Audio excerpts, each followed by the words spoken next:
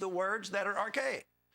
Y'all, it was a money venture, and the publisher of it, his name is Moore, his son came to him and said to his dad, I wish you could publish a Bible that I can understand. Listen, you can understand the King James. One of the persons on the translating committee said that he understood it when he was a child. He read it and understood it, and these loafers, I'm going to call them, that are going to seminary can't understand that kind of English. Listen, you hear this kind of English, those students, if they were growing up in this time frame when he was actually a professor, they would be hearing this kind of stuff on Little House on the Prairie. The kind of English that they were speaking, archaic words. It is simply ridiculous for individuals to say that people cannot understand the King James. It's the Bible. You have to work at understanding any book. Let me just give you an illustration. I wish that I was better at this as far as using illustrations that say come from if you want to be a journeyman carpenter. Do you realize the words that you have to learn if you're a journeyman carpenter that people don't use today, but they are carpenter language? What about if you're a bricklayer? You basically have to learn different things, language associated with a bricklayer, which I was involved in a bricklayer. You basically tell the helper, I need a shake-up. Well, what you want me to do? Run out here and act like I'm fixing to run into your car and come skidding to a halt and blowing the horn? That'll shake you up. They know exactly what that means. In Texas, in the region where I was laying brick, that meant you need to come around and put some water in my cement, in my mud, as we would call it, and you need to basically work it in and get my mud soft again so that I can end up putting the mud on the brick and begin laying brick to my line much easier. These kinds of things, you have to know what a folding rule is. You can't come out there with a carpenter's rule. And if you say, what are you doing? I need you to measure this and see how far it is. And you pull out a carpenter's rule, that's not going to work. You have to have a folding rule because a folding rule actually is a tool that bricklayers use. It actually has increments so that you can figure out how many courses it takes to get to the top. You're like, what? Yeah, you actually have to learn a course. I thought a course is something you take in college. See what I'm saying? If you're in any profession, you have to learn a set of language tools to be able to process in that particular trade. Now, the poor babies over here at Temple Seminary, I would get rid of this if I were him. But I basically have studied with people from the seminary in Liberty, where Elmer Towns is, ignorant, don't know much Bible. So my text is the King James. Now, Caleb says that tidbits are neat, but application is meat. Now, I need to do work right here just for a second.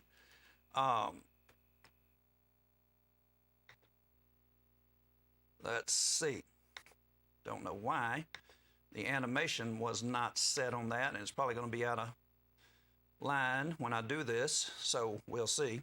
And you just have to give me a break because, as I said, doing the bus job for the homeless gentleman, I basically had a 23-hour day on Sunday and took this dude to Roanoke for the bus Sunday evening and had to get up after going to bed just for a few hours, had to get up at 4:20 to get him on the 5:50 bus. Had to go get him where he was, get him there early, and then basically work and get home at 11 o'clock that night.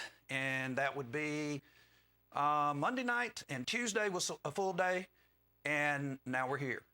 So brain's a little bit spinning, not foggy, but just spinning on a lot of stuff. Caleb says that a tidbit is neat, but application is meat. What the world is a tidbit? Well, folks, there's lots of different things out there that I found out. I was going to give you some clip art or whatever, illustration for tidbit, and I was just like, man, tidbit covers a lot of stuff. What is a tidbit? Well, a tidbit is basically information that you will find interesting, but it might not be application. And so you have to decide this morning. I'm going to remind you that you need to continue to read the text. As we study, you are not going to remember all the things we covered. It is not that hard right now. We're in chapter 17. It would not be that hard for you to read up and remind yourself, and even since you know things that you didn't know before, you could learn more things by simply continuing to read the text. Now, Genesis 8:21, this is a good one. Individuals don't know this, have people all the time, Jehovah's Witness, for sure, individuals that basically complain about the earth and scientific discussions that we have. They say the Bible says a certain thing, and we're like, no, it doesn't. You didn't catch up. Genesis 8:21, and the Lord smelled a sweet savor, and the Lord said in his heart, I will not again curse the ground anymore for man's sake. The curse that was put on the ground when God talked to Adam and Eve, gone.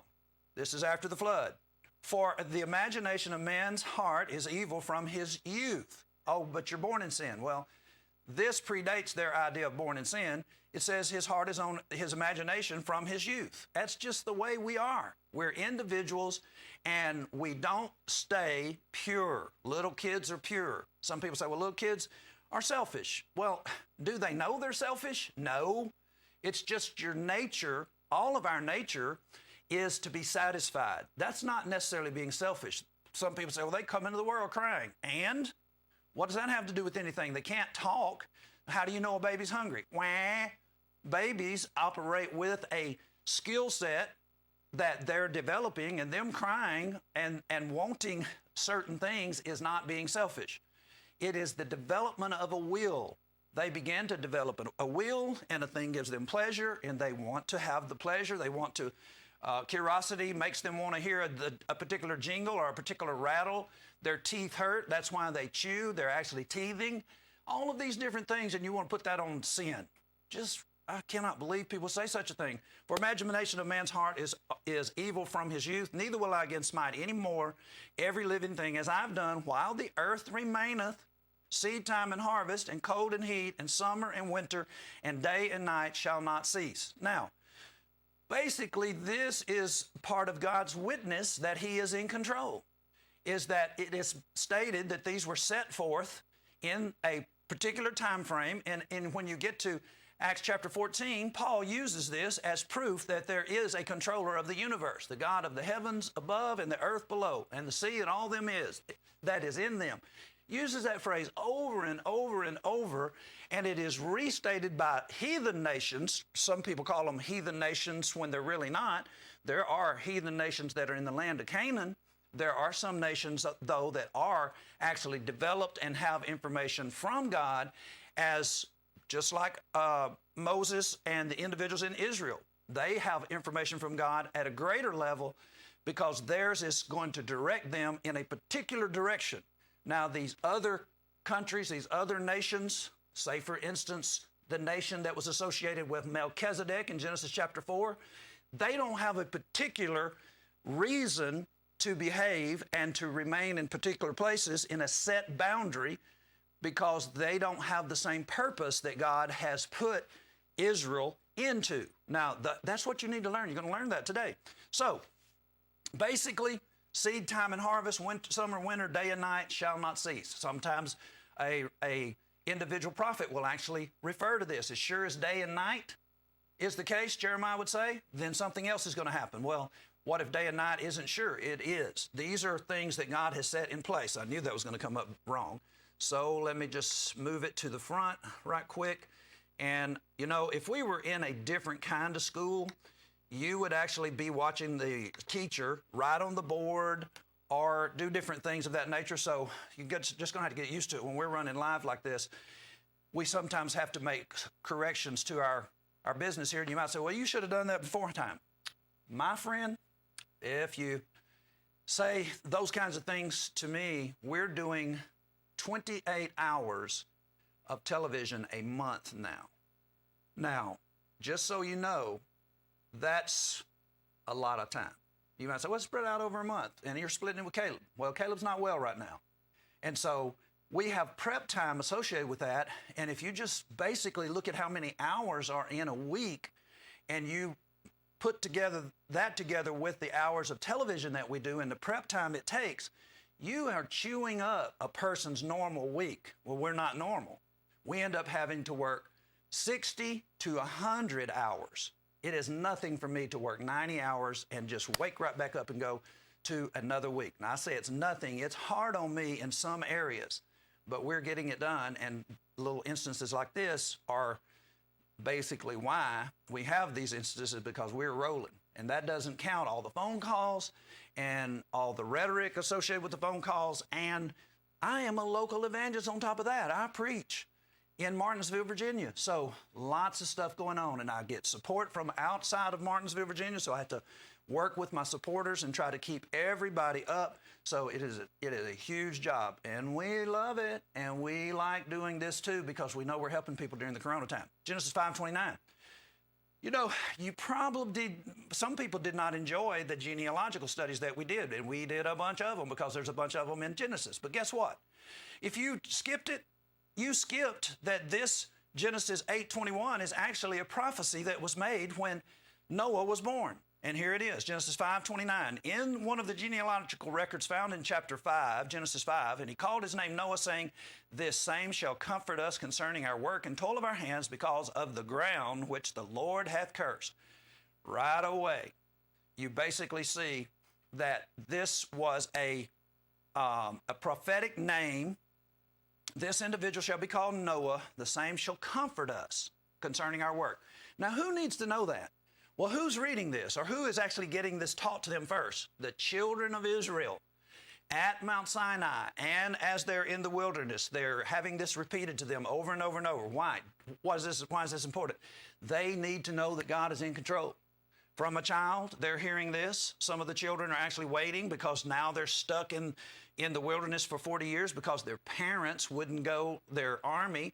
Some of them's parents were in the army, 600,000 individuals in the army. They wouldn't go and take the promised land. So what happened? Well, those people died, except for Joshua and Caleb. And while he was growing himself another army, while God was growing himself another army that would do his will, prove them out there in the wilderness, taught them, got them ready to go, these children were actually being raised up and they were being taught this. And so from a child, they were learning this. In Deuteronomy chapter 6, they were commanded to teach their children this. So it's good for them to know that this is what was going on before the flood. Those people perished in the flood. Well, how is it that Moses knows all the things associated? Some individuals try to say that that Genesis is a compilation of several different sources, historical sources. Listen, there are not several different people that you could use. All the sources died in the flood. So basically what you have is you have Noah, and you have his 3 sons and his 3 sons' wives that came out of this. Now, what would Noah know about all of the different people that were living on the face of the earth when he came out of the flood? Would he know all of their stories and all of their historical, would he have the genealogical record of everybody that was that we've read about in Genesis chapter 5? I don't think so. These people are multiplying prior to the flood. And there's several different estimates of how many people perished in the flood. And so this is inspired information that Moses is imparting to them from God, information that individuals, if they were compiling historical documents and things of that nature from before the flood, there's no telling what they would have put in and what you would have had to edit out. You'd just have a full-time group of editors and things of that nature. How do we know what God wants in? This is straight from God, and it's the history He wants you to know, and it's what He wanted them to know. And so that was a great portion of it. Now, do you realize how hard it would be to get people to stay in one location for 1,500 years? What are you talking about? What am I talking about? Folks, do you realize when I said a moment ago that there were other individual nations that were not heathens going forward? When Abraham is called out into the land of Canaan, there are some difficult people in the land of Canaan. But there's Melchizedek. And Melchizedek is both king and priest of Salem. There is Job somewhere in here too. Job actually is a patriarch who offers sacrifices for his children, if you read the book of Job. So you have Pharaoh, who realized that it was wrong to take a man's wife and lay with her, become an adulterer, take her to be your wife. He knew that, Pharaoh. Also, the Philistine king He knew that. Abimelech, he also knew that in Genesis 20:21, one of those two chapters. And so how is it that these individuals, Philistines are some pretty rowdy folk now by the time you get to Judges, and they were constantly a thorn in the flesh as you're moving along. But when Abraham was alive and Abraham was in the land of promise, Canaan land, waiting on things to develop, it was a place that you had to manage yourself. Now, notice this.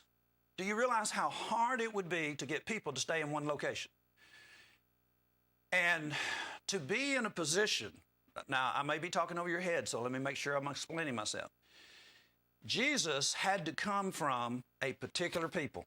That's why the Jews have so much notoriety. Now, the Jews don't like that notoriety. They hate Jesus. What Jews are you talking about? What Jews are you talking about? The Jews, when Jesus came on the scene, killed Jesus. Well, no, they didn't. The Romans did. No, they got the Romans to kill him. And so they actually put him on trial, mock trial, and had him killed. And the king that was involved with it washed his hands of the event. And when the preacher started preaching after Jesus rose from the dead, they pointed right at the Jews. You killed him. And they actually complained. The leaders of the Jewish race complained in Acts chapter 5, verse 28 and 29. We have told you to stop teaching, and you filled this city with your doctrine, and you are actually trying to lay this man's blood on us. Oh, please, stop playing. Just because it was a secret meeting, a secret trial that y'all had, doesn't mean that people didn't know about it. Individuals knew about it, and so the Jews killed him. So what's the point? The Jews are notable for one reason, and one reason only. The only reason anybody even knows about Jews today is because the Bible is actually still in print.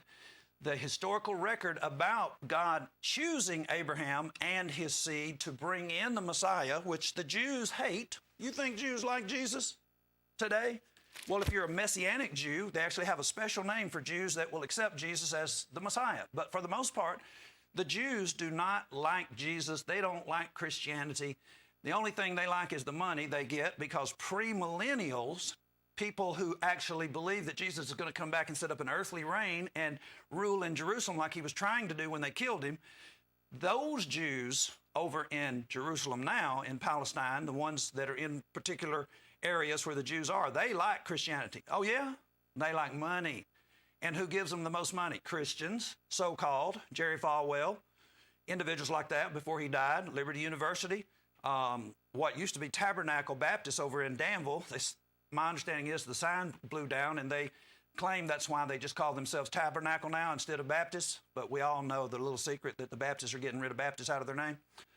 They sent, I forget the 100,000 or 75,000, 150,000, somewhere, whatever. They sent a large gift not too long ago, made a big deal out of it.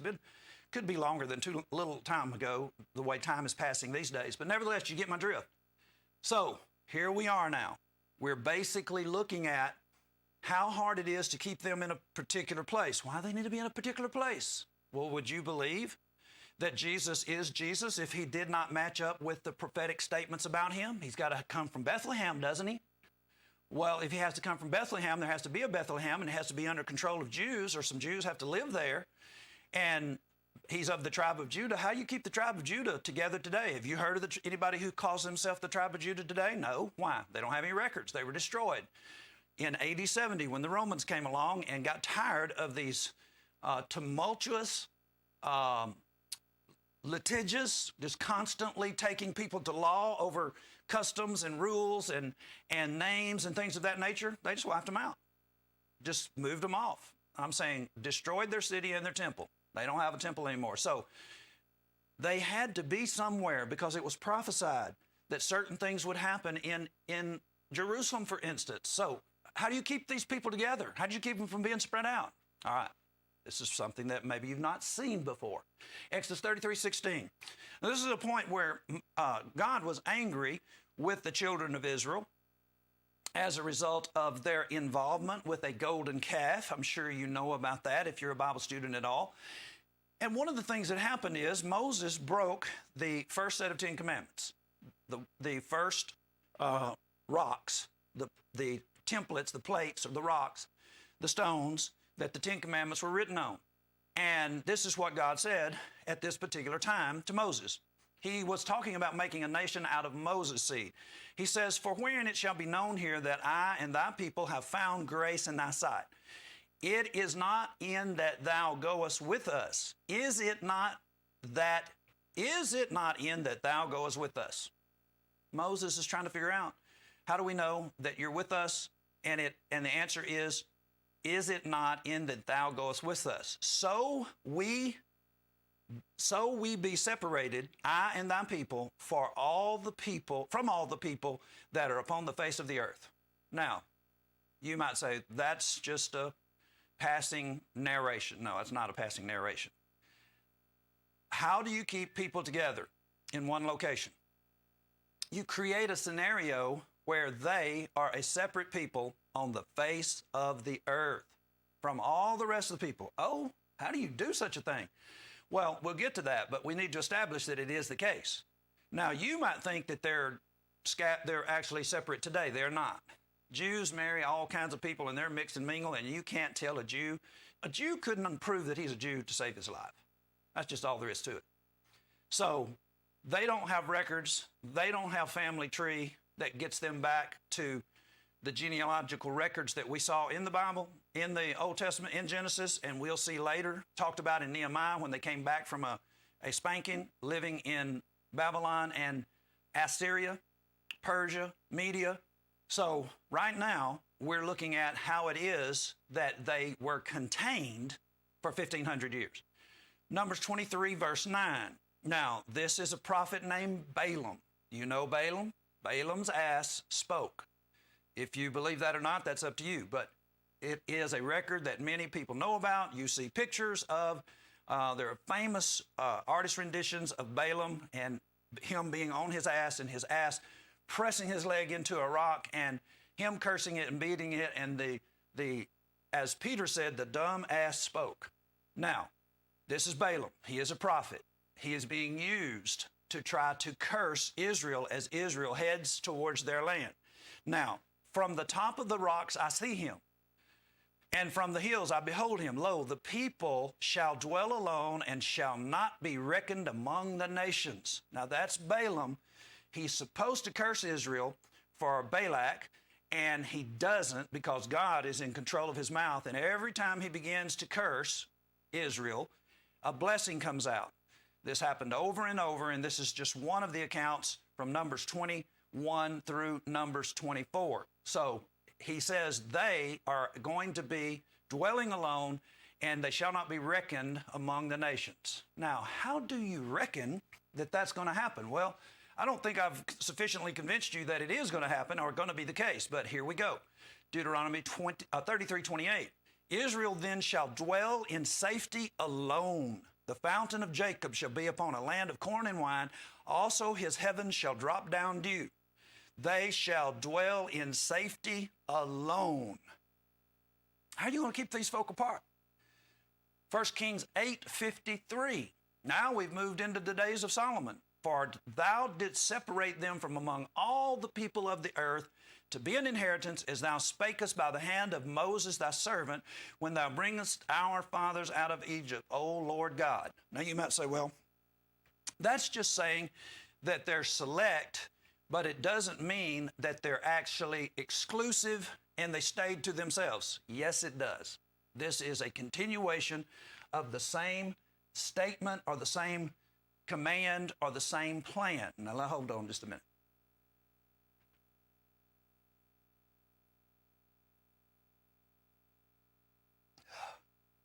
Excuse me. We're in class, y'all. This is not like, what does the Bible say, where we're on live and we're talking to you as if you're watching a television show. We're actually in class, and so pretty sure the phone lines are open. I don't particularly want anybody raising their hand and saying, well, Johnny, what about this? But it is that way. It is a live show. We're in class, and we might as well act like a teacher that's in class. And so that means sometimes you have to take a drink. Very thirsty there. Okay, what are you thinking about this? What did I start with? What is this about? Listen, folks, we're basically saying we were talking about individuals that were not heathens in the sense of they were the people that God was going to destroy in the land of Canaan. There were different people. These individuals also had knowledge of God, but Abraham's children are for a particular purpose. They're selected and reckoned by themselves for a particular purpose, and that purpose is bringing the Messiah into the world and actually being able to convince you that God can keep a promise for how many years? Abraham goes well back beyond 1,500 years.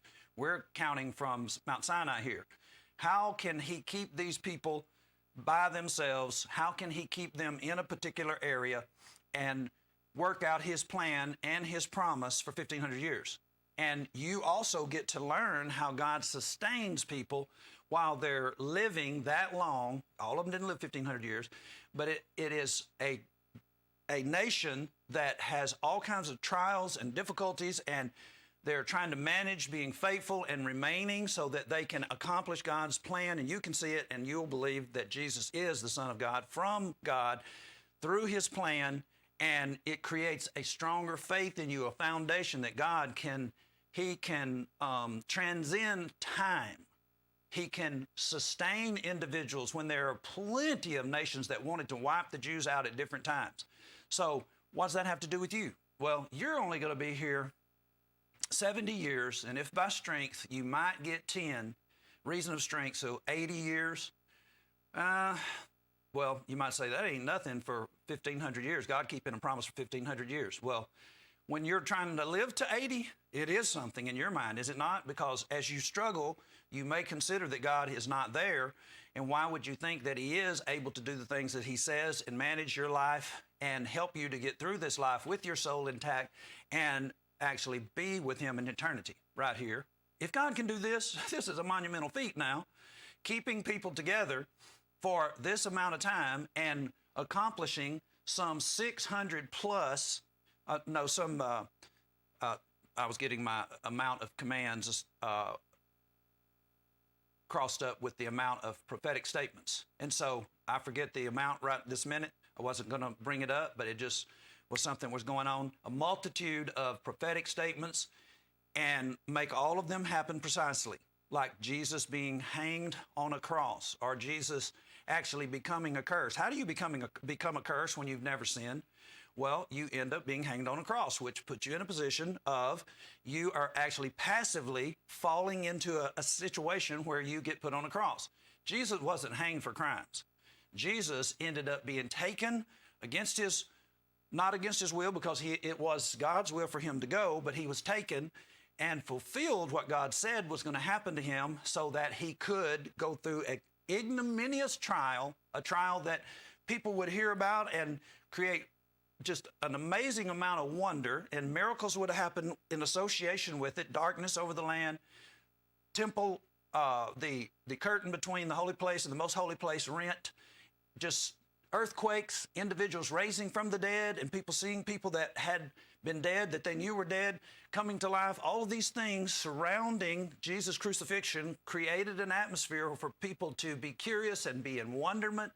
And then Jesus raised from the dead and was seen by 500 people at one time. Not to mention he was seen by his apostles, and they then were convinced of the resurrection. All of this is astounding, and it is associated with God keeping his promise and getting this into place, and you being able to read about it, and you see God's hand and how he can manage your life as well. Now, I don't know if our IT guru is actually able to watch, because he does have a day job, and so I'm basically asking that question because looks like I am going to have a lot more material than I thought. So I probably will keep going if he can keep the stream going, and that would be our class for today. I had originally come in thinking that I probably would stop in an hour, but the information that we're going through is multifaceted, and it allows me to bring in several other things as we are talking about the text. Now, the problem that they continue to have, we're setting a stage here by telling you all that information. We're setting the stage for you to see, and you're going to see why God gets upset with things. If you didn't know that God wanted them to be alone, that they were going to have to be reckoned by themselves away from other nations, and they couldn't be a mongrel race, then you wouldn't understand why things aggravate God. But now that you saw those prophetic statements and those commands, look at the problem. This is the problem. 1 Samuel 8:4, that all the elders of Israel gathered themselves together and came to Samuel unto Ramah and said unto him, Behold, thou art old, and thy sons walk not in thy ways. Now make us a king to judge us, here we go, like all of the nations. The problem that God had with Israel throughout their existence was mixing and mingling. They wanted to be like the other nations. So why is that important? Well, one thing it is important is it's going against God's design to keep them selected, to keep them alone, to keep them pure so that you could know that you are getting the fulfilled promise. But number two, as you look at it, what happens to Christians? I'm talking about real Christians. Folk out here that are all divided up into these parties that they know is actually a sect. You might say, well, what is a sect? You're going to get used to this because I'm fixing to start calling things what they are. Individuals basically dividing up into all these different warring parties and clans. They are actually creating in real terms, Bible terms, let's see, Acts 24, verse 5, they're actually creating something that God never intended to happen. And he opposed it in New Testament days when they were doing it. And what happens is when this happens, it ends up crystallizing and you just become full out something that is not acceptable to God. This would be what was being talked about in Revelation 1 through 3 when he said, I'll remove your candlestick. To the Ephesian church, one of the 7 churches of Asia, they weren't 7 different kinds. They were the same kind, but things were happening that caused them to actually become sects. Now, you might say, I don't know that I've ever heard that. Yes, you have. You just didn't know it. For we have found this man a pestilent fellow, the lawyer for the Jews said to the Roman governor. We have found this man, a pestilent fellow, mover of sedition among all the Jews throughout the world, and a ringleader of the sect of the Nazarenes. Now, what they're trying to do is they're trying to convince the Romans there is another group developing, and they are nothing but one of these troublemaking groups that are waiting on Messiah, claiming to be Messiah, and they're eventually going to be a threat to the Roman government because they're going to believe that their person, this Nazarene, which is Jesus, they're going to basically inform the people that he's the new king, he's a rival to Caesar, and so they're going to end up killing him. That's what they want to do. That's what they're wanting to do to Paul now. They've already killed some other individuals like James, the brother of John.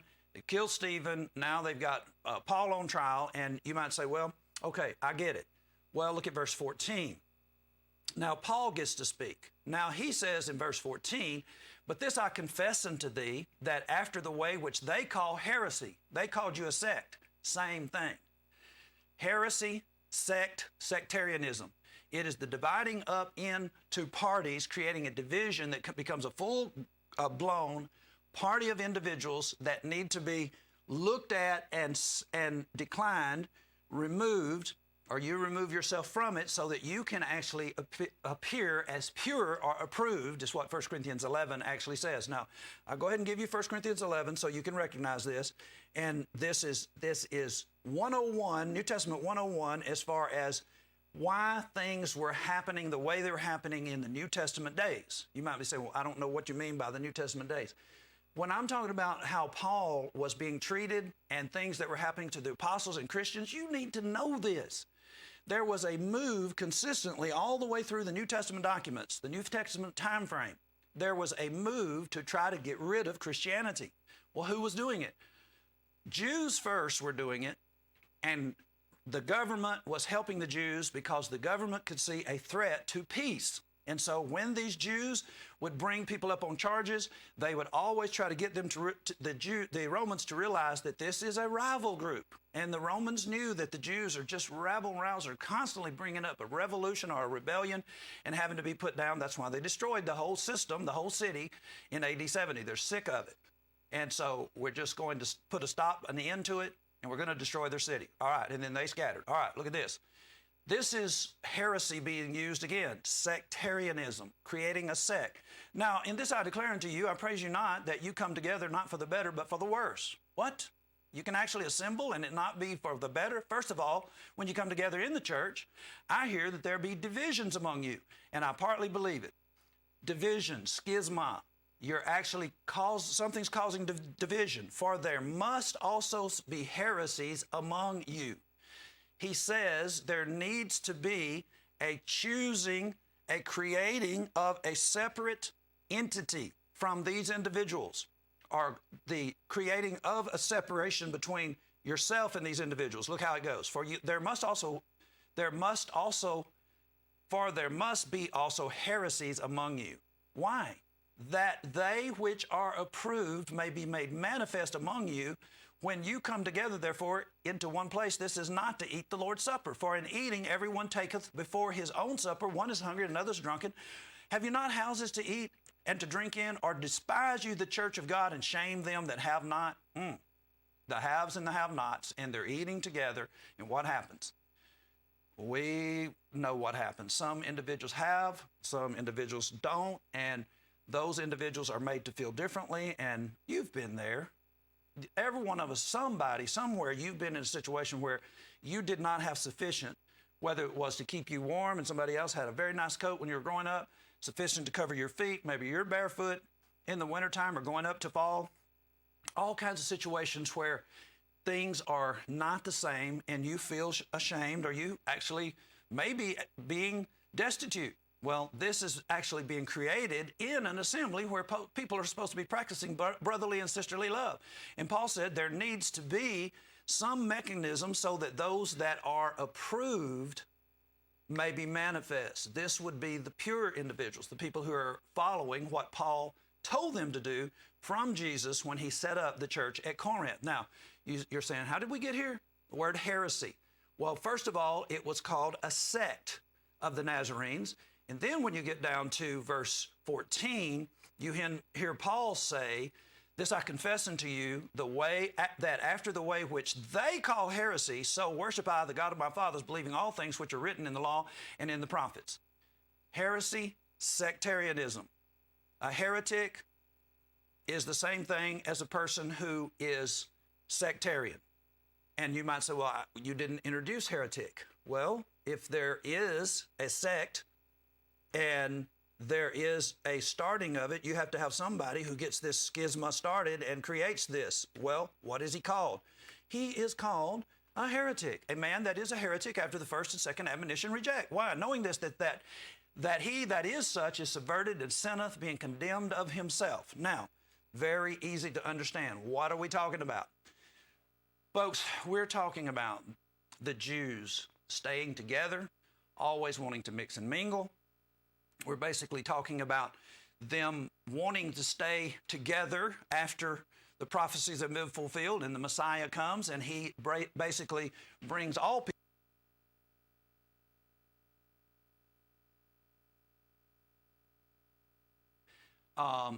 from everybody else who just lost the cable. So, is it storming outside? So, that's where we were, and that's where we went off. Now, look at this. They're supposed to stay together. They're supposed to be alone, a separate nation. And what do they want to do? They want to make a king. Look at this, Psalm 106, 35. But were mingled among the heathen and learned their ways. They were constantly mingling with the heathens and learning their works. That was a problem, and God ended up punishing them and sending them off into a cleansing place, a place where they had to really stay together in order not to become a mingled and mongrel race, so that they could go back in 70 years and get things going again back in Palestine, and they would do better. And they did do better. There was no more idolatry after that. So you see what we're saying here? The very thing that God is wanting them to do, they're constantly wanting to undo it, and it's the one thing that keeps them in place and blessed by God. So, all right, what's up? So, for the hour? Okay, I got you. And I'm going ahead. You want to go more than? Yeah, since we got it all going, I'm going to go ahead and go the other hour. We'll save that other piece. Thank you, Charles. All right, now, notice this. Genesis has the answer And misconception or problem, Abraham and the Promised Land. Now, why is all of this happening the way it's happening? Is because, again, we're basically saying that God has a plan, and it's in Genesis, and you must get it. If you don't get it, you don't understand what is going on with these people and why they do the things they do and behave the way they do. These people are being managed. They're being brought up to speed in the wilderness by Moses with the book of Genesis. They're being taught their historical. This is civics class, basically, for them. We don't have civics class anymore. We used to. I hated civics class. We would sit through class hearing how our nation was developed and the plans that were put into place and how it was supposed to be maintained. I don't know if we don't have civics now because so many changes have been made to the Constitution in the last 70 years that it's just unbelievable. And so I don't know if a person could actually manage civics, but this is what this is. This is them learning about the individuals that were in front of them and what their purpose was. And it also created curiosity in their minds. When they would hear some of this, it would give them an idea of what they were going to become. Now, Genesis 49:10 is one of these. This is actually a statement about Judah. The scepter shall not depart from Judah, nor a lawgiver from between his feet until Shiloh come, and unto him shall the gathering of the people be. What we need to realize that Genesis is actually laying forth for us is laying forth the basic ground plan or the design of what is coming in the future. Now, if you were going to have a king and it be allowed by God, in the face of God actually saying that he didn't want them to have a king, then you basically have to say, is God going back on himself? Now, this is Samuel, and Samuel is the judge, and the people come and say, we want a king like all the other nations. Now, you might say, well, why did God allow this? Because he already had things set up. Well, in fact, God did intend that it was going to happen this way. He actually is ruling, and he knows the future, and he puts into play a statement that creates the awareness as the Jews read it. If they would pay attention to it, well, we showed God. We end up having us a king. No, you didn't really. God actually knew all along how the plan was going to work out, and it's stated in Genesis 49:10. And it is, we do see this here. This is Judah, if you can see that. The scepter shall not depart from Judah. Now, you might say, well, that really isn't that phenomenal a piece of knowledge. Yes, it is. And the reason that it is because when Jacob was dying, he set forth who's going to be where. And when you're looking at Jacob in Genesis 46 following, you have Jacob in Egypt eventually back together with Joseph. Now, you might be saying, Johnny, you know, you're covering the entire book of Genesis. Well, we're doing an overview now because we got out of sync by being out under the tent for 2 weeks. And you need to recognize what is in store for you. When Jacob is talking, he is actually changing what persons would actually have going on in their mind. What you mean when you say that? What do you mean? What do we have in our mind? If you're reading the account, you're going to get the idea as you go through. You're going to end up having the account of Joseph put in front of you. Well, what is the account of Joseph? Oh, you know, if you're a Bible student, if your parents were in religion and growing up, especially if you're my age and older, your parents made sure that you knew some Bible. Now, if you didn't know any Bible, if you're 80, 70, 60, if you don't know any Bible, then you were robbed. I don't know what your parents were doing. It is possible that some people don't know any Bible, but I doubt very, very seriously that you didn't know about Joseph. Why? Because he had a coat of many colors. His father Jacob gave it to him in Genesis 37. And the prophecies associated with the visions that Joseph saw, most of you realize that Joseph saw that he would have his family bowing down to him. And that's why his brothers ended up selling him, is because they were jealous of him. He was a a child of Jacob's old age, and he was a child of Jacob's wife, the real wife, the one that he originally started out to get from his uncle Laban. And so the other brothers are all from different wives and are handmaids that they ended up being presented. And so you have all of these children, and Jacob's wife, Rachel, and Joseph ends up being their deliverer, and you know that he was in Egypt, and he was second only to Pharaoh. So what are you making here? Well, Judah is not from Joseph. Judah is a totally different son. He's a totally different mother. And yet, as Jacob is dying, or as Jacob is becoming aged, he starts putting out the blessings and talking to his other children about what was going to come to pass as a prophet. And he said, the scepter shall not depart from Judah. Now, y'all, Shiloh is a reference to Jesus. It's a prophetic statement and is a reference to Jesus coming on the scene. It is also a reference to a king. So when is a king going to start reigning, and how did this get into the mix? Right here. This is why it is not the case that the Jews thwarted God when they selected a king in 1 Samuel 8. It is actually stated ahead of time. And Moses is actually called a king in Deuteronomy chapter 33. So in a sense, they are talking about captains. They are talking about a supreme ruler. There are different words that are used for this personality at different times. And I'm not talking about Shiloh. I'm just talking about this person who ends up being king. It is a word that can be actually translated in different ways. It can be called captain, and that's what Joshua ended up being called. And Moses could be called a king. He could be called a deliverer, and that's what he is called in Acts chapter 7. But nevertheless, do you see what we're doing here? We're actually seeing a prominent piece of information, and you might say, that just doesn't make sense that it's prominent. Oh, yes, it does. Now, notice this. All the way back to Psalm 78,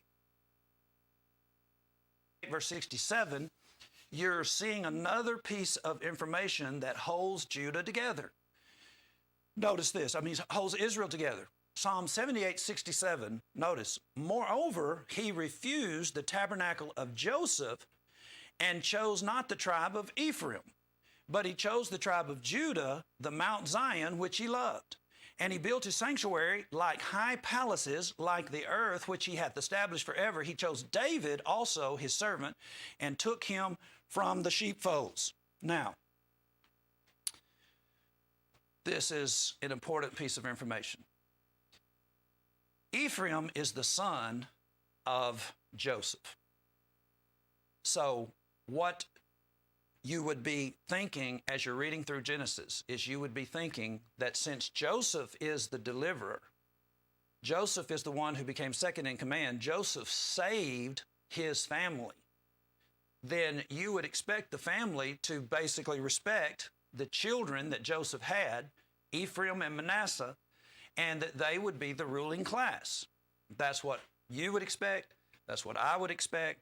That's what the children of Israel that were delivered by Joseph, I really don't think they would have a problem with that, unless it's some jealousy going on because they tried to kill him because he got the prominent place. But he was from Rachel. He was the particular seed line that from which we're being promised, or Jacob is the seed line from which to which the promise was made. And so it just seems like that would be the way it worked out. Well, this is actually a statement that thwarts that. It is the idea that God had it in his mind all along, Genesis 49:10, that Judah and David, who came from Judah, would be the line, the specific line from Jacob, from which Shiloh would come. Now you need to know that, because you might be being confused by somebody who's trying to tell you different things, and you would think that God didn't keep his promise, but he did. He had this worked out, and you don't see it unless you know the text of Genesis. And folks, that's what we're doing here. You might be saying, Johnny, I don't like the way this is going. I'm trying to get you to get to know the text. I'm trying to get you to continue to read, because you're realizing that there are powerful directives back here in Genesis. This is why the children of Israel are willing to do what they're willing to do, is because they recognize that God is ordering this in such a way that it has gotten them to the point where they are. Where's that? It has gotten them to Mount Sinai. This is all God's plan, and you get this motley crew out here to Sinai, 600,000 footmen, army, and that's a lot of people if you got a 600,000 strong army and you get them all out here. How are you going to manage them? How are you going to keep them from being unruly? And you know they try to be unruly. You have Numbers 12, a situation of folk being unruly. You have Numbers 16, individuals being unruly, and God has to step in and really conduct some very terrible punishment. We were in Exodus 33 a little while ago, and you're hearing that God is so angry that he's talking about making an entire nation out of Moses. So how do you get people to where they'll do what they need to do? You ingrain information into their head. You present proof that God had all of this arranged and ordered, and he was telling Abraham, he was telling Isaac, he was telling Jacob. He was basically arranging this, and he was getting them to where they are so that they can now be a nation, come out of Egypt with a tremendous amount of people and a large army, and come out as a nation and go back to the promised land and take it and inhabit it until Shiloh comes. Different events are going to take place, like a king is going to be put into place, and you're watching all this happen, and you have to know in your mind that God is in control of it. Now, let's notice. This would be a good time for you to read Acts chapter 7 in the book of Acts. And you might say, well, why? Because, y'all, we're actually setting forth the historical process that God has laid out, and you have an inspired individual named Stephen who is fulfilling Matthew 10:19 when Jesus was talking to his disciples, his apostles and his disciples. He actually was telling them that when you are basically brought before a council, or you're arrested and it's time for you to make a defense, well, when they deliver you up, take no thought how or what you shall speak, for it shall be given unto you in that same hour what you shall speak, for it is not you that speak, but the Spirit of your Father which speaketh in you. Now, people claim this today. And I'm saying if you claim it, you should not have any trouble having a discussion with me on television, because you are being brought in front of the entire area.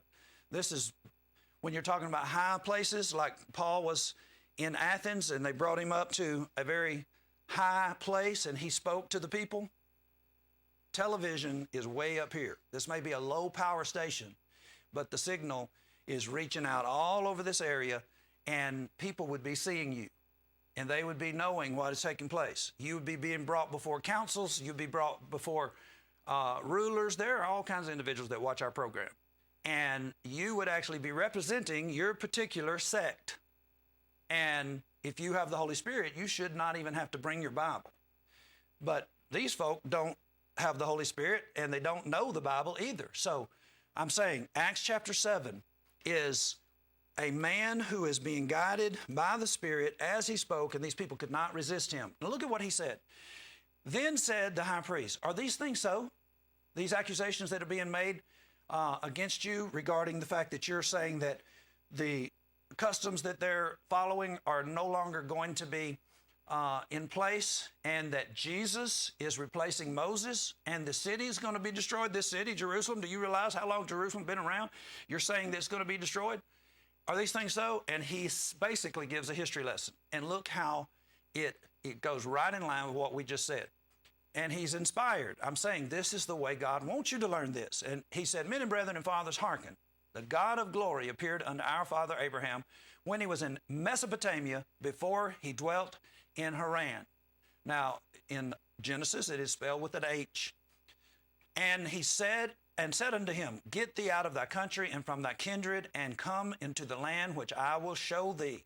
Then came he out of the land of the Chaldeans and dwelt in Haran. And from thence, when his father was dead, he removed him into this land wherein him none inheritance in it, no, not so much as to set his foot on, yet he promised that he would give it to him for a possession and to his seed after him, when as yet he had no child. And God spake on this wise, that his seed should sojourn in a strange land, that they should bring them into bondage and entreat them evil for 400 years.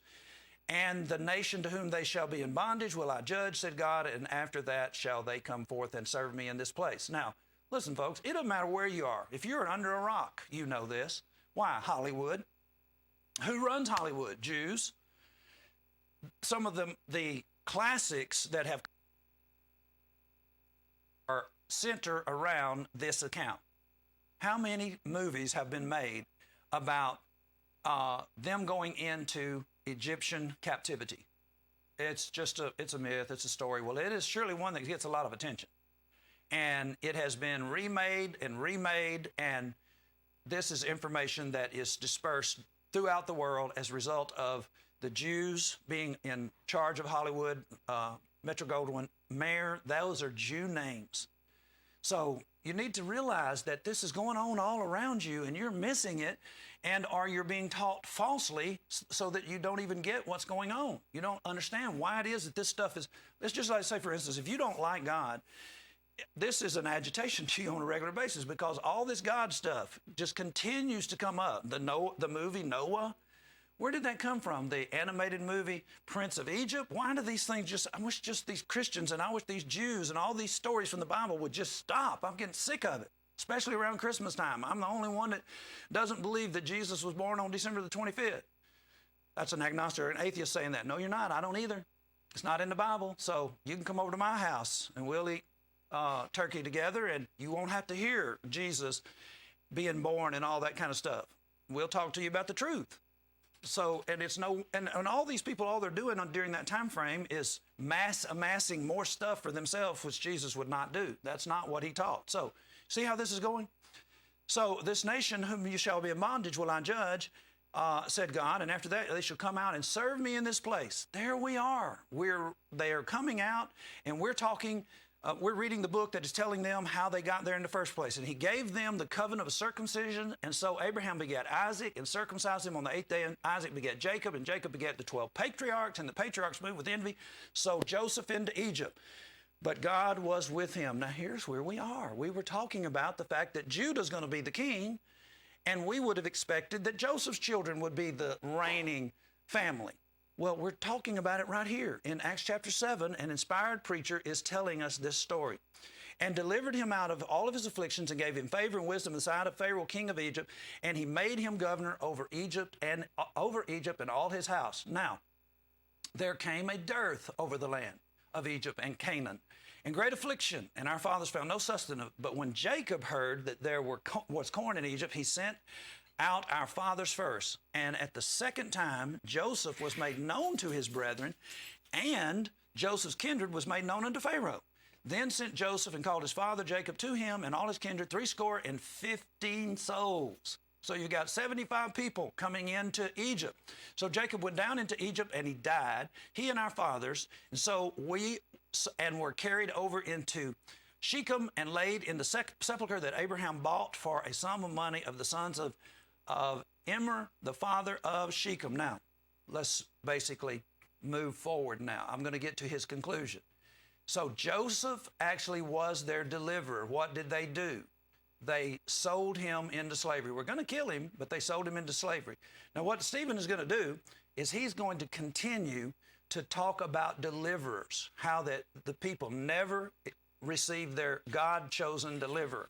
And so when we do this, we're going to basically see how that the timeline changes, and this preacher is telling it.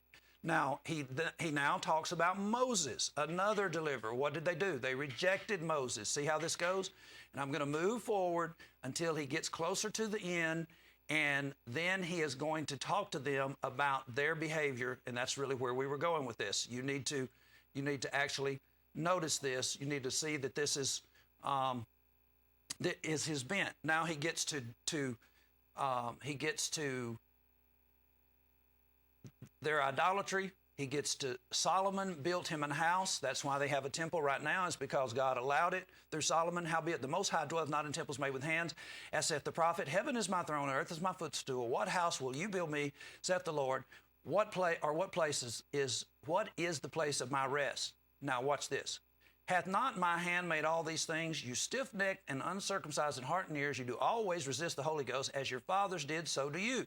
Which of the prophets have your fathers not persecuted? And they have slain them which showed before of the coming of the just one, of whom you have been the betrayers and murderers, who have received the law by the dispensation of angels and have not kept it. Now, when they heard these things, they were cut to the heart, and they gnashed on him with their teeth. Now, overview right quick.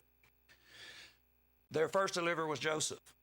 Their second deliverer was Moses. Solomon built the temple, and Jesus the Christ came on the scene. Which of them did they not despise? They didn't accept Joseph. They did not accept Moses in the beginning, and they have not accepted Jesus.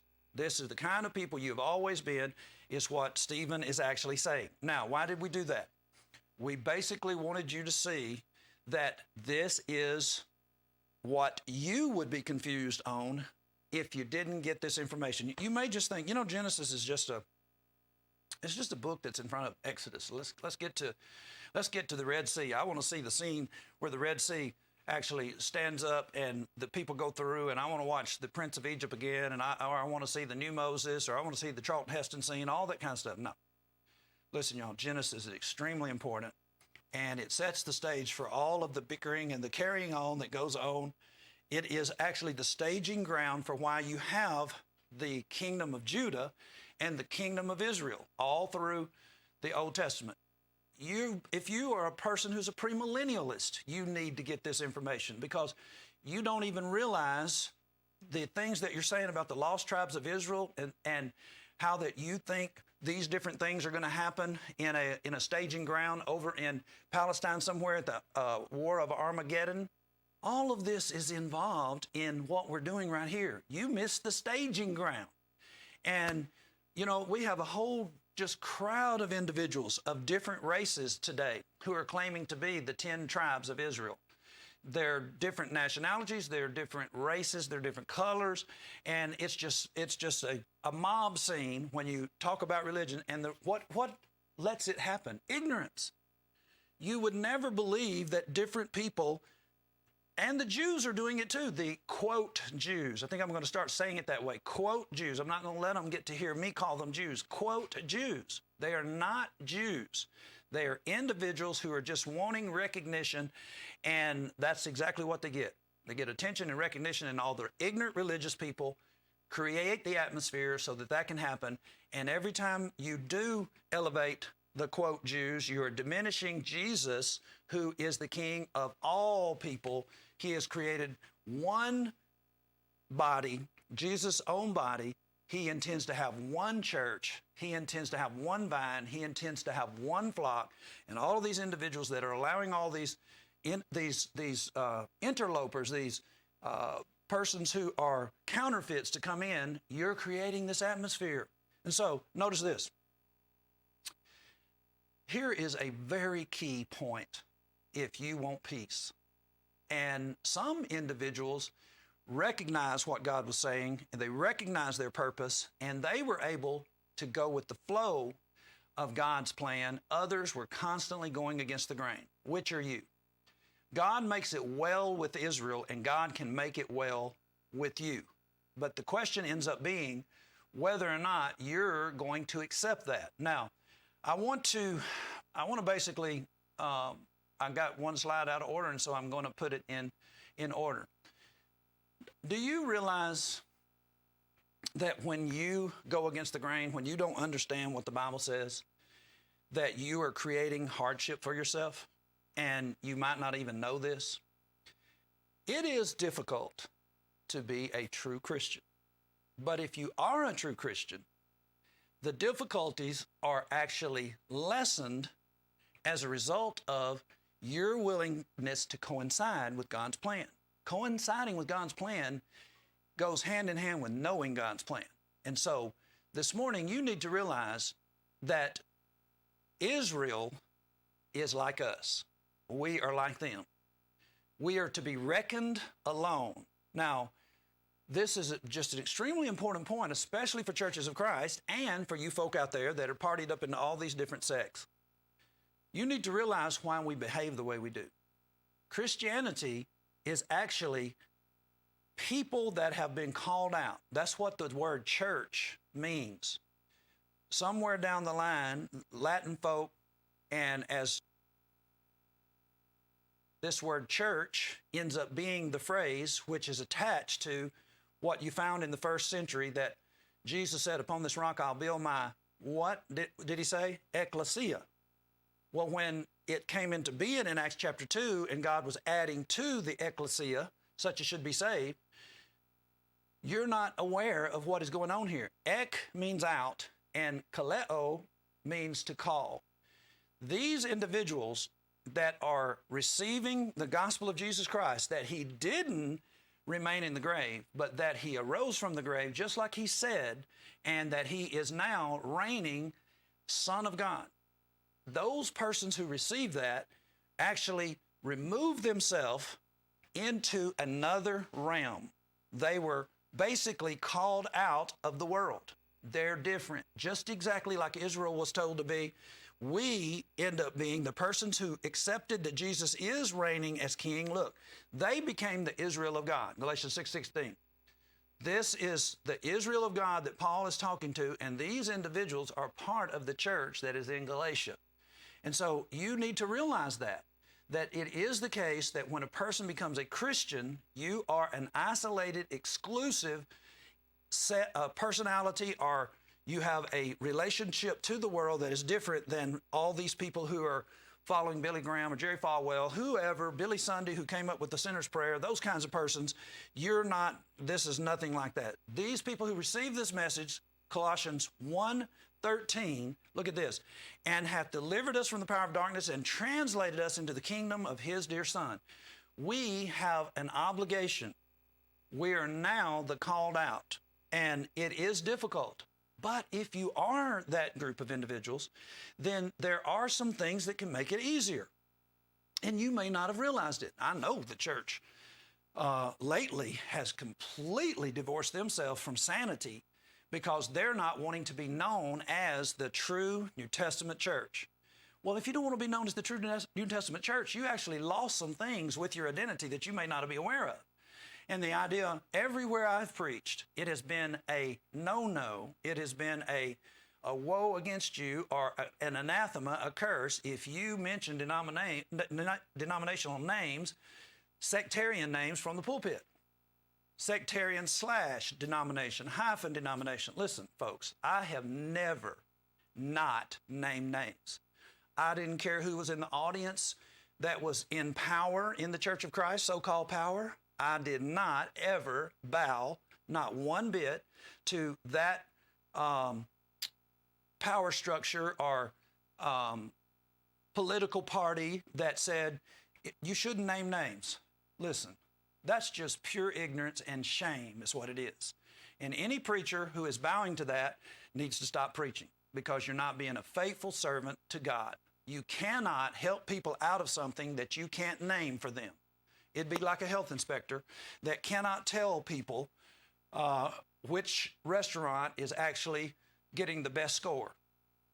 Seriously, if there is a restaurant that has been infected or affected by salmonella, we don't even talk about stuff like that anymore. It's all corona, everything. But there's ways you can be food poisoned, have food poison, and a health inspector who will not tell on the particular establishment is not doing what his job description is. And so our job description is to help people to realize when they're in the wrong place. Well, I can't name the place. Somebody somewhere is in the wrong religion. Boy, that's helpful. I mean, that is really profound, and you are one courageous person telling us that somebody somewhere is in the wrong place. Why don't you tell them what place they're in so that they can figure it out, and tell them the things that are wrong with it, and then tell them where the true place is? Well, we don't preach like that anymore. That's politically incorrect. No, what it is a cowardly individual who is basically mooching off the church. You won't even tell the truth. Now, you might say, Johnny, how do you stay on TV and you talk like this to the folk that are in the church of Christ with you. Listen, I'm trying to keep the church of Christ in play. I'm trying to keep it in existence. You guys are making sure that we lose our identity. Well, what's so big about your identity? Oh, glad you asked. Notice this. Do you realize we just read that there were only 75 people a moment ago that went into Egypt when Jacob went to see his son Joseph? Look at the danger that they were dealing with. And I'm going to show you some blessings associated with you making sure that you are who you're supposed to be and that it's known who you are and who you're supposed to be, because God's going to take care of that kind of individual. Now, let's get the danger first. This is Genesis 34, verse 30. Jacob has a daughter named Dinah, and the folks that are in the land, as we mentioned, some of them are very dangerous, and there's danger all around. And so Jacob is having to manage his family, 75 individuals. When you get into Egypt, he's having to manage his family in and amongst some very dangerous individuals. And so Genesis 34, notice this, verse 30, Jacob said to Simeon and Levi, you have troubled me to make me stink among the inhabitants of the land, among the Canaanites and the Perizzites. And I being few in number, they shall gather themselves together against me and slay me, and shall destroy, and I shall be destroyed, and my house. Now, wait a minute, Jacob. Really? Is that what's going to happen? Isn't it the case that God has made a promise to you in regard to you and your house? Notice this. This is what's taking place here. Individuals from the house of Shechem are wanting to take over his stuff anyway. And they are doing it in a subtle way. And the subtle way in which they're doing it is one of them has fallen in love with Dinah, and he actually defiled her. That's a daughter of Jacob.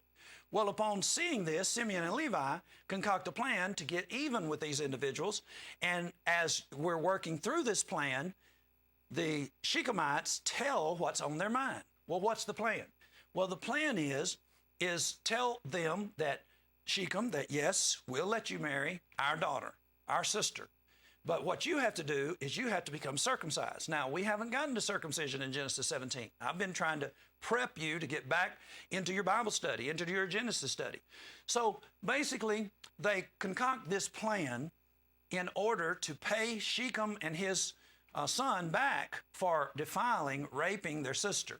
And so they basically say, if you will be circumcised, all the males be circumcised, then we will basically go along with your plan. Well, what is their plan? Well, to marry her. Well, that's not all the plan. Their real plan is that if they do take her, they will actually end up taking over all of their lands. So the Shechem and his son, they say, well, we'll do this. We'll actually allow the circumcision, and what will happen is we will actually take all of their cattle as a result of us marrying into the family because we're greater than them. See their plan right there? Shall not their cattle and their substance and every beast of theirs be ours? Only let us consent unto them, and they will dwell with us. Well, number one, Jacob cannot dwell with the Shechemites. He has to be reckoned alone. This nation is actually in the small stages, and the plan is for them to be alone so that God can make promises to them and keep the promises in front of you. Now, remember this. The people in the wilderness at Mount Sinai have just come out of Egypt. They're reading this, or they're hearing it narrated out to them. They're seeing danger. They're seeing the people in the land, how they're going to be wily and crafty. And their antennas should be going up right here. They should be aware that these people will be trying to do different things, like make covenants and things of that nature with them, and they'll try to mix and mingle. These are your learning stages. This is the same thing that happens in Christianity. You young people out there who are trying to decide who you're going to marry, you need to realize that the devil has plenty of subtle tricks, and one of them is to get you to marry somebody who is not called out, a person that is not a part of God's plan, who is not even knowledgeable of God's plan, has no intentions of living the way God wants you to live, and you're just making yourself a hardship. And so this is 101 here. You're fixing to see it, and just as they did accept circumcision, and while they were all sore, grown-ups being circumcised is the major thing. It's not something you want to go through. And they're all sore, and basically Jacob's family members, the men of the family, they come in and they kill individuals and spoil them and pay them back for violating their sister. And that's why Jacob said what he said. He said, you're basically making me to stink in this country among the inhabitants of the land, among the Canaanites, and they shall destroy me. You're not going to be destroyed, Jacob. Remember, there's some promises associated with you and your seed. Shiloh has got to come. Well, we're not even close to that. But see, they can actually see Father Jacob. They can see him being weak and fearful and not really trusting the way that he should, and even to the point where he would let his daughter be raped and nothing be done. So, grave danger. Well, what's the answer to the grave danger? Well, you may have thought that going into Egypt was just a happenstance. You know, just some kind of phase, or it's not a part of the plan, because such could not happen. And, you know, God be in control of all things and allow people to suffer as they did. Well, what if there was a purpose behind it? Have you ever heard of the school of hard knocks? Does God allow us not to go through troubles associated with our decisions so that we can actually suffer the consequences and not do that anymore? Or are we just people who just end up just constantly eating dirt and getting sick and eating dirt, getting sick, no consequences? No. God has situated it where he gives us prescriptions. That's the word commandments. He gives us prescriptions for life. And if we'll follow those prescriptions, then certain things won't affect us like it does other things. I did not say that it was going to all be coming up daisies. Listen, folks, the word good for you is relative. Good in the Bible for you means that it has a part in making your soul safe, keeping your soul safe. That's what the word good means in Romans chapter 8, verse 28. Sometimes people read that, all things to work together for good. Now, that's a relative term. It isn't saying that everything that happens to you is going to be, you're going to like it. It's working out for a purpose. And so you have to recognize what the purpose is, and the prescriptions help you to go through and do God's plan. And sometimes you might end up in jail like Paul, or you might end up suffering some consequences associated with naming names. But isn't it worth it? Let's see what we're talking about. So what we're saying is Egypt had a purpose. Well, what was the purpose? You got 75 folk, and they're in a horrible place, people trying to kill them, and God is wanting to make them into a nation and get them on the road to being in particular place, that is the land of Palestine, the land of Canaan, and to keep them there until Shiloh comes, and to create an environment and some events that will convince people 1,500 years later that this is God's plan, and the Messiah coming on the scene is exactly the way God planned it. Why is that so important? Because you have to stay in the saddle, or you have to stay in the traces if you're older.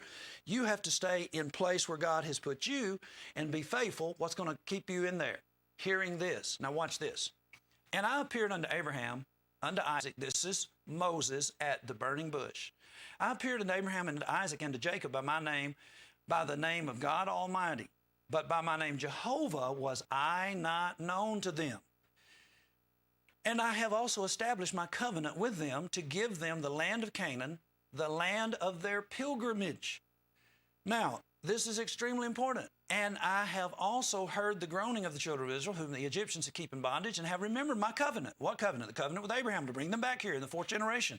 Wherefore say unto the children of Israel, I am the Lord, and I will bring you out from under your burdens of the Egyptians, and I will rid you of their bondage, and I will redeem you. Here it comes.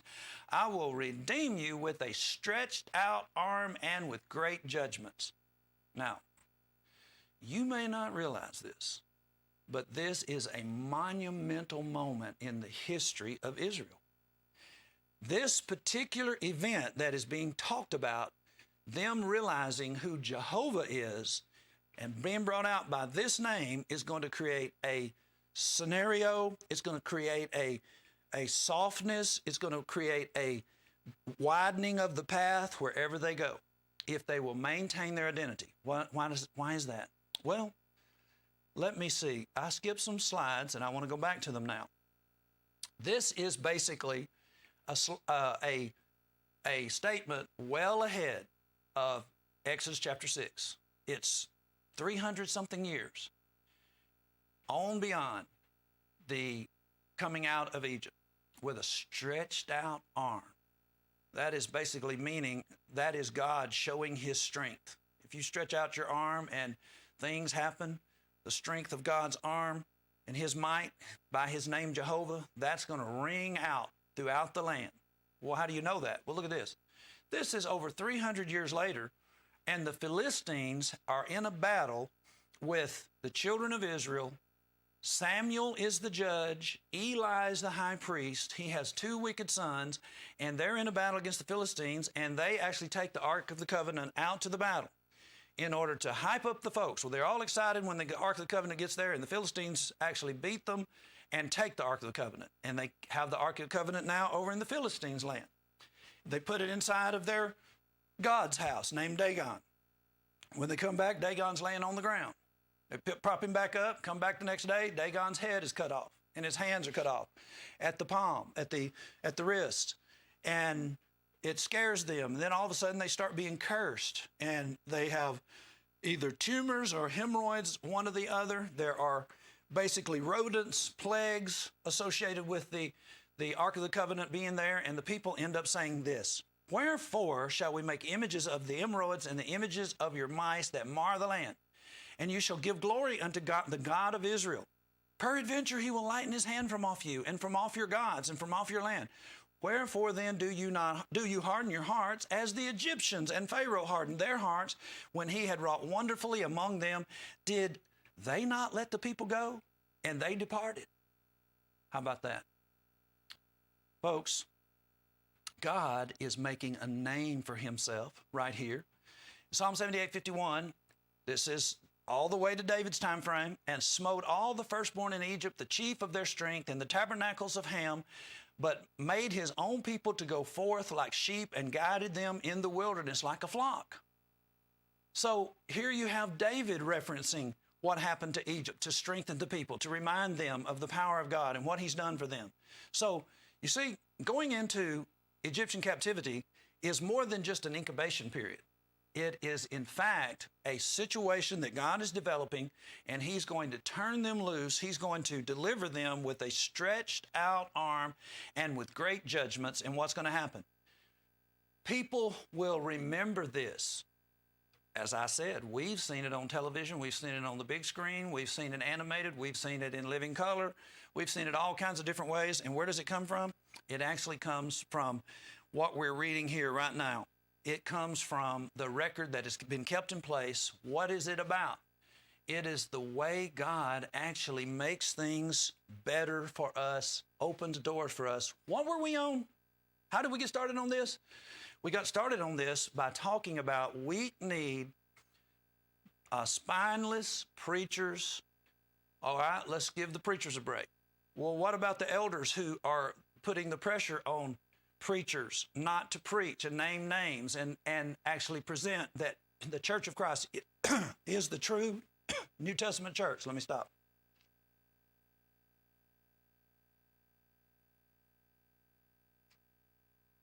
Yes, I know you can hear me swallow with this microphone. We were talking about how in the world the Church of Christ became just another sect/denomination. That's what people say. But there was a time when the president of the Southern Baptist Convention in the 70s, Wayne Dehoney, in his book called Set the Church Afire, was using the Church of Christ as a template, as a pattern, and telling Baptists, you need to be like the Church of Christ. They're the fastest growing religion in the United States. I have that book. I've given it to several different individuals over the years as well. Not my copy, but finding them. You can find them in Goodwill. You can get on Amazon and you can read it for yourself. That's who you used to be. Now, you're just a passing thought, if you're even thought or you're even known. And many individuals in the Church of Christ are doing just like the Baptists are doing, and the Methodists, and the Pentecostal Holiness. They're just simply changing the name. Good. If you're not going to stand up and be the ecclesia, the called out, those who are in the kingdom of Christ and are ordered by his Son and respect that and are not ashamed of his identity, of his name, being called Christian in the Church of Christ, then you need to do that. You need to go ahead and change your name to Community Church or whatever it is that y'all are doing. That's how we got on this. But what was the application?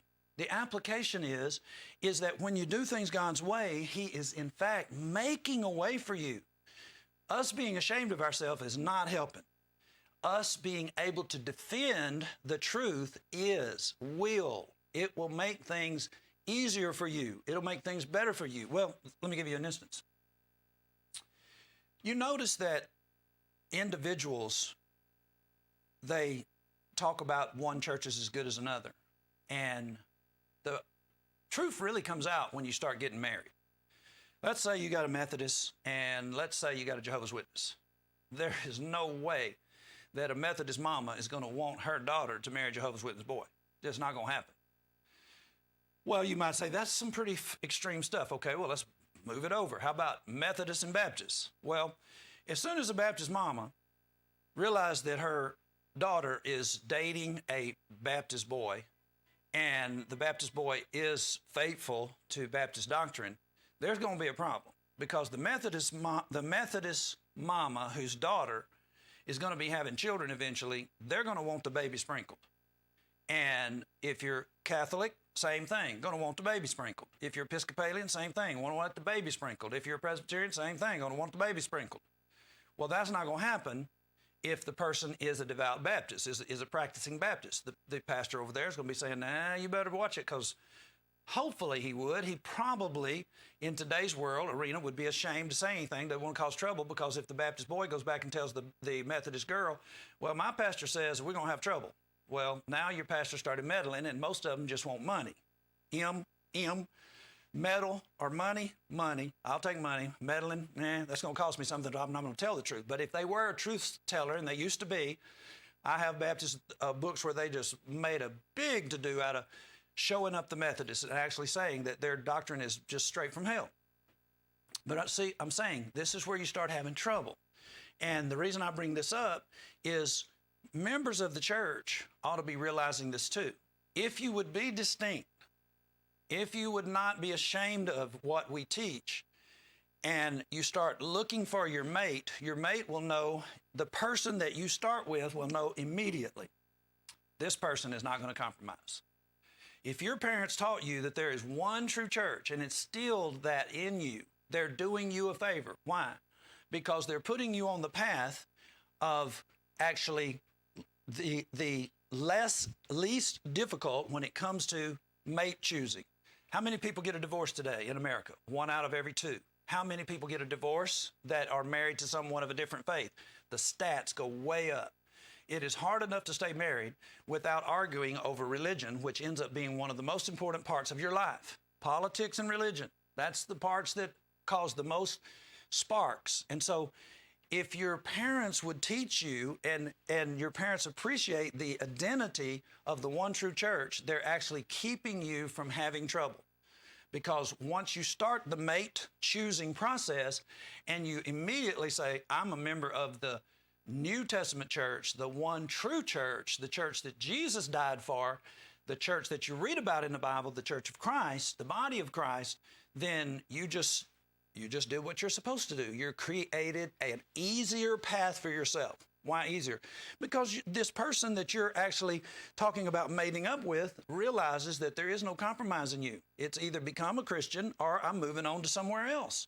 Because I'm not going to put myself in a situation where I'm going to have hardship all of our life. We're talking about hardship. As soon as the grandkids come on, your mate's family is going to want the grandkids to come to their church. It is their church. It was made by them. It belongs to them. But you're in the Lord's church, and you're going to have to insist.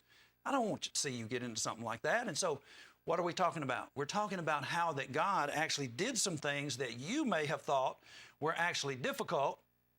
But the fact of the matter is, 300 years later, these individuals were actually benefiting from having gone into Egypt and a nation being created and them getting a magnificent send-off party.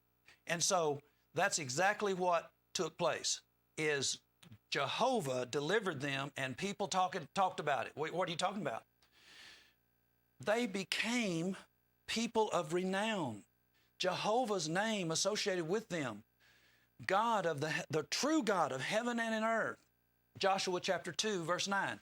This is 40 years later, and it's way over from where Egypt is. And look at this. This is the conquest as it begins, and we're at a harlot house named Rahab. And she said unto the men, I know that the Lord hath given you the land, and that your terror is fallen upon us, and that all the inhabitants of the land faint because of you.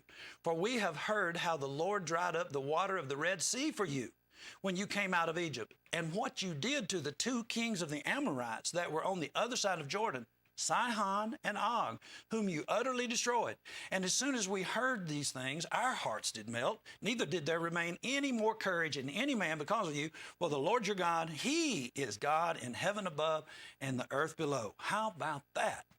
How about that for an introduction? Now, you remember when the spies came back the first time and wouldn't go in the land? They were talking about the giants. They were talking about the fenced cities and all the reasons why they couldn't go in. And so they stayed in the wilderness for 40 years. Okay, there's your reward. Now we're starting the conquest with Joshua. And notice what the inhabitants of the land are saying. Why are the inhabitants of the land responding in such a way? Why are the Philistines over 300 years later still referencing to Egypt?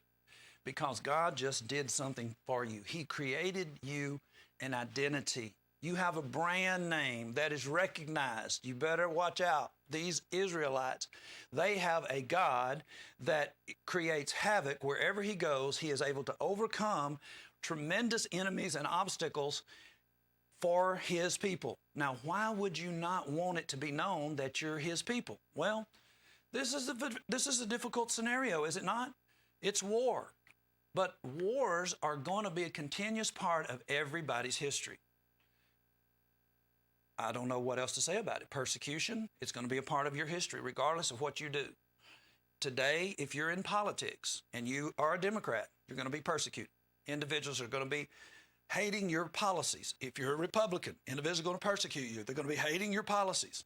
And the particular president that happens to be a Republican. Same thing when individuals were Democrats and President Obama was the president. Individuals were having anxieties and problems. It's just a part of life. Whatever it is that you choose to uphold, somebody else is going to uphold something else, and it's going to create problems. So people in politics often are secret about their ballots. Everybody's secret about their ballots, but everybody's not secret after they get out of the ballot box. They proclaim their vote. Some individuals do not. They don't want to be associated with a particular whatever. Do you see what we're saying here? This is a part of life. Don't just be saying, well, I don't like religion because it causes so much dissension. Our country is in just a cauldron, boiling pot right now, and it's not about religion. If you think it is, you're definitely outside of your brain. Donald Trump is not helping religion. Donald Trump is basically helping an ideology that is associated with the Republican mindset. Same thing when Democrats are in charge. They're not helping the religion. They might try to tell you they are, but they're not. What is religion? Listen, y'all, the Church of Christ is the exclusive religion as far as God is concerned. And basically, all of the parties are against the Church of Christ. Why? It's basic Bible history. The individuals that are going to be exclusive, that are truly following God's word, are going to have to be against the people of the world. Why? Because we're trying to get them to realize the world is darkness and being a Christian is in the true light. We're shining the light on their deeds. We're really the exclusive light shiners. We're supposed to be. We're the one people who are supposed to be taking up for the truth and sending out information to help people's life be devilless. Get the devil out. Resist the devil, James chapter 4:4-6. And he will flee from you. This is our job. Well, I'm ashamed to name the name of Christ. Well, guess what? You're basically going to hell with the other individuals because you're salt that's lost its savor in Matthew chapter 5. You're basically good for nothing. Be cast out, trodden underfoot by men. See what we're talking about? We're talking about your identity. And y'all, we're in class here. This is the Church of Christ in class. This is how we talk to each other. This is what teachers that have anything that are worth their salt, as they say, This is how they used to teach in class. This is the way I was taught in class. And now my teachers that I had 30 years ago, whatever 1986 is, they are now scared to actually be identified with the true church. They don't want to be against anything. They don't oppose anything. They've got a tremendous amount of money over there in Memphis, and they're protecting it. That's what happens when you get a lot of money. You start paying attention to the money, and you think the money is the power. Listen, folks, that's not the case. If you're a member of the Church of Christ, and especially if you're a young person, if you're a young lady, you need to find yourself a Christian man, and he needs to be a true Christian who's not ashamed of the identity of Christ. The Church of Christ, Christ's bride. If you're a man and you're looking for a woman, a wife, you need to do the same thing. And you need to check her family out too, because if her family is not acting in the fashion that we're talking about, they're going to give you trouble. They're going to get down on you if you want to be identified as a true Christian in the true Church of Christ, and you're not ashamed of that, and you want other people to be there too, and you're going to be evangelistic. You're going to have a hard time. Their family's going to give you a hard time. They're going to give you a hard time with your children, their grandchildren, which will have a special place in your children's heart. It's just fraught with difficulties. And so we're showing you the way here. Well, you're saying this is a hard way. Listen, it's not as hard as the other way. The other way ends up in divorce more times than not. That's what the statistics are when you marry outside of any faith. It's statistical regardless.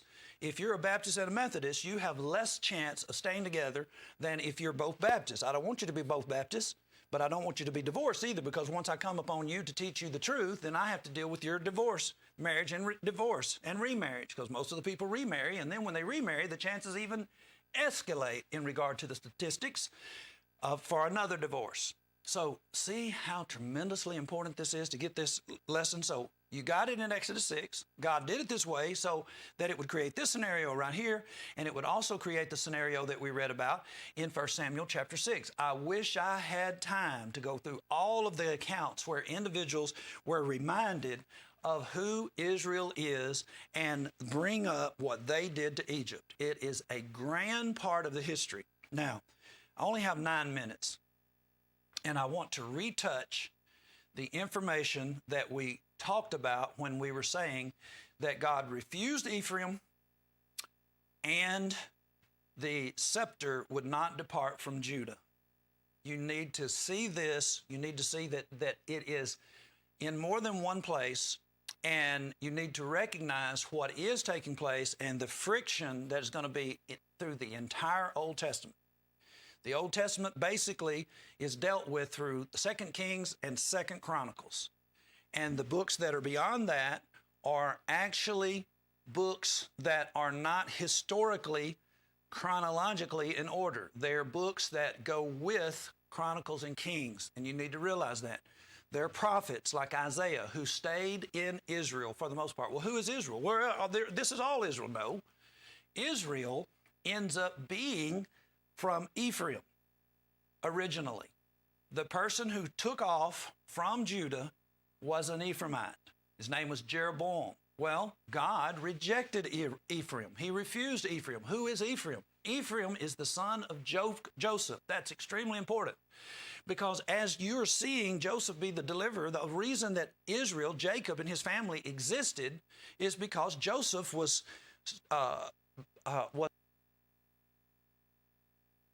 and he became co-regent with Pharaoh. And when it was time for them to come in as a result of that famine, or when they did come in the fourth generation, basically what they're going to go out, they migrate in, and Joseph is friend to Pharaoh. And so all things are well for a while. And then there came a Pharaoh that did not know God and then started being mistreated, and God heard their groanings, and it's the fourth generation that he promised to Abraham, and now he brings them out. He brings them out with a stretched out arm. But the thing is, they come out with some identity problems. Ephraim is the son of Joseph. It would be natural for them to think that since Joseph saved them, that Joseph would be the one from which the family from which the ruler would come, either Ephraim or Manasseh. And so you have Genesis 49:10, which basically sets the stage, is the staging ground. Nope, that's not going to be the way it is. So 1 Samuel chapter 9, verse 15. We move ahead, and I'm pointing this out to you that this is a a point that you've got to get because you're never going to understand the friction if you don't. 1 Samuel chapter 9, verse 15.